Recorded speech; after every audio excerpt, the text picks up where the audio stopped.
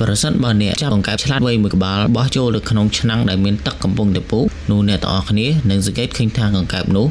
នឹងលោតចេញពីឆ្នាំងដែលមានទឹកកំពុងពុះនោះភ្លាមៗដោយកង្កែបនោះបានគិតថាទឹកដែលនៅក្នុងឆ្នាំងកំពុងពុះនោះមិនគួរជាទីសប្បាយរបស់វាឡើយផ្ទុយមកវិញ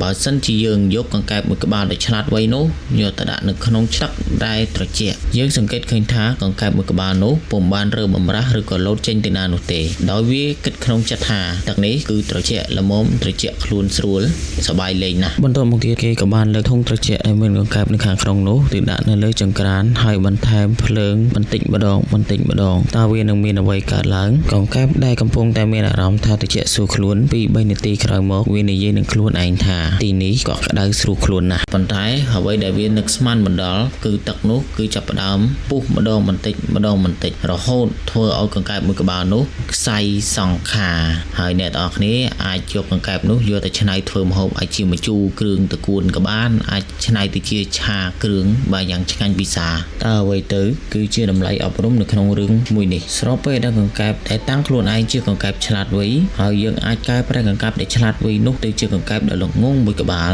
នៅក្នុងរយៈពេលត្រឹមតែ2ទៅ3នាទីប៉ុណ្ណោះការប្រមុខប្រងើយកន្តើយឬក៏មិនមានការត្រៀមខ្លួនរួចជាស្រេចរបស់កង្កែបមួយកក្បាលនោះធ្វើឲ្យកង្កែបនោះខ្សែសង្ខារក្នុងរយៈពេលត្រឹមតែ2ទៅ3នាទីតែប៉ុណ្ណោះទម្រាំតែនឹងដឹងខ្លួនកង្កែបនោះគឺហួសពេលបាត់ទៅហើយប្រៀបធៀបជាមួយនឹងជីវិតរបស់យើងជាក់ស្ដែងដូចគ្នាប្រសិនបើយើងស្ថិតនៅក្នុងស្ថានភាពដែលយើងគិតថាមានសុខសន្តិភាពនោះយើងក៏មិនត្រូវមើលងាយចំពោះស្ថានភាពបែបនោះដែរយើងត្រូវតែមានលក្ខណៈត្រៀមខ្លួនរួចជាស្រេចចំពោះរឿងបច្ចុប្បន្នឬក៏រឿងដែលកើតឡើងនៅពេលថ្ងៃខាងមុខបន្តទៀត